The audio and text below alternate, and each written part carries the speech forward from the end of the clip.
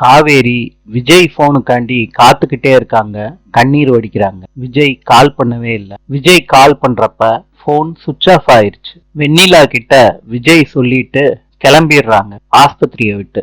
விஜய் வீட்டுக்கு வர்றப்ப காவேரி கம்பெனிக்கு கிளம்பி போயிடுறாங்க. விஜய் கிட்ட ராகினி காவேரிய பத்தி தப்பு தப்பா சொல்றாங்க. அப்ப தாத்தா வந்துடுறாங்க.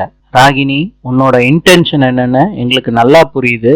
உனக்கு ஏதாவது வேலை இருந்துச்சுன்னா போய் பண்ணுமான்னு தாத்தா சொல்றாங்க. ராகினி கிளம்பி போயிடுறாங்க. விஜய் கிட்ட தாத்தா ஆஸ்பத்திரியில என்ன நடந்துச்சுன்னு கேட்டு தெரிஞ்சுக்கிறாங்க.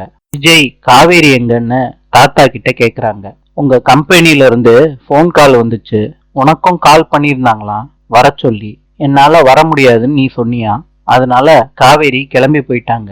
இன்னைக்கு வரலாட்டி கம்பெனிக்கு நஷ்டமாகுமா, அதனால காவேரி என்கிட்ட சொல்லிட்டு போயிட்டா. உனக்கும் காவேரி ட்ரை பண்ணா, நீ போனை எடுக்கல, அதனால சொல்லிட்டு போயிட்டா. விஜய் சொல்றாரு தாத்தா கிட்ட, நான் காவேரிய பார்த்து பேசணும்னு தான் நான் கம்பெனிக்கு வரலன்னு சொன்னேன்.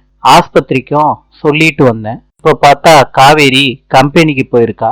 நான் காவேரிய ஏமாத்திட்டேனோன்னு எனக்கு ரொம்ப வருத்தமா இருக்குன்னு விஜய் ஃபீல் பண்றாரு தாத்தா கிட்ட சொல்லி.